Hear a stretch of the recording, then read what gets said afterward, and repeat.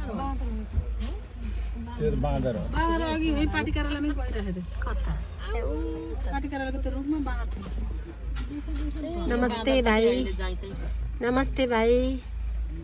नमस्ते नमस्ते भाइ। नमस्ते आज हामीलाई यहाँ चाहिँ अब कता कता घुमाउँदै हुनुहुन्छ भाइज्यू आज म हजुरहरूलाई चाहिँ शुक्ला फाँटा घुमाउन लग्दैछु अनि जाने बाटो चाहिँ हाम्रो सुरुमा एउटा ताल पर्छ स्वामी त्यसपछि बठनिया ताल अनि बाबा ताल हुँदै रानी तालबाट सिंहपुर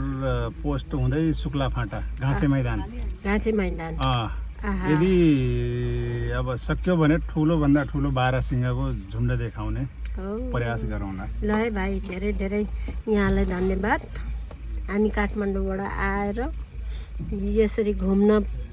पाएकोमा हामी एकदम खुसी छौँ है भाइ हुन्छ धन्यवाद नमस्ते